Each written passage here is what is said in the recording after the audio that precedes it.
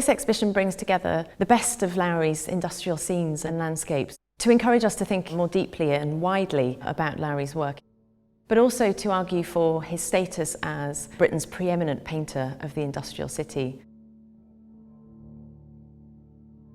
So this room looks particularly at street life and how Lowry was able to engage with some of the poorest areas in Manchester and Salford.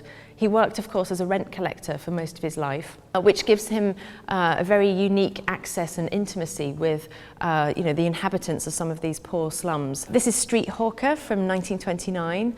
It's a wonderful picture. I say wonderful, but it's a picture of doom and gloom, actually. What we see in the foreground here is a hawker's cart where people could buy and sell. And it all looks very innocent, but of course, when we realise that a hawker sold on tick, which means that they sold on credit and often charged high interest, we kind of understand that a lot of the people buying here were probably in quite a lot of debt, which helps to explain a particular drama which is happening here. And when we scan over the buildings, we notice that people have started to come from their windows to have a look at the dramatic scenes that are unfolding on the street.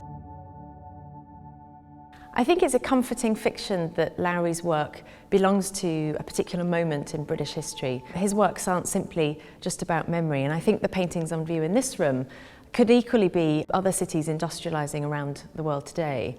And we've brought together some deeply melancholic, deeply sort of toxic looking landscapes and urban scenes. And as a landscape painter, Lowry really wanted to show us what industrialisation had done to the world.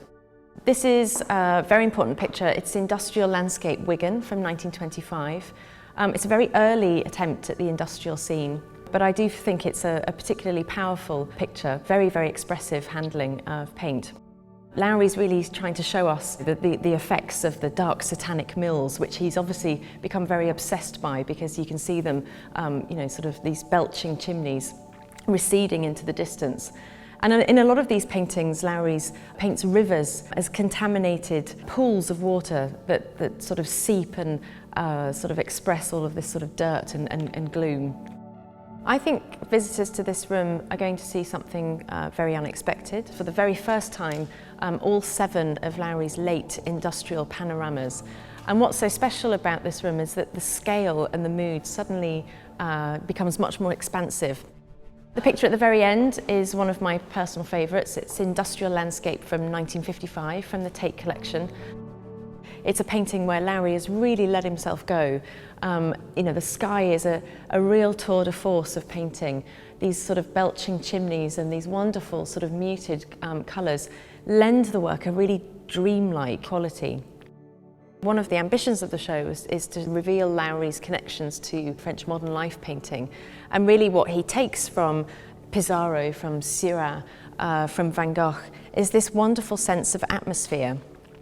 It's a fiction as well that Lowry painted street scenes from life. These are very much composite images built up over 30 years of his very close observations of industrial life. And in a letter to the Tate Gallery, Lowry wrote about how he hadn't got a clue about how to start and how this canvas was going to turn out. But by adding little elements like the Stockport Viaduct or a church or a chimney here, the image would suddenly sort of come to him to form one magnificent work.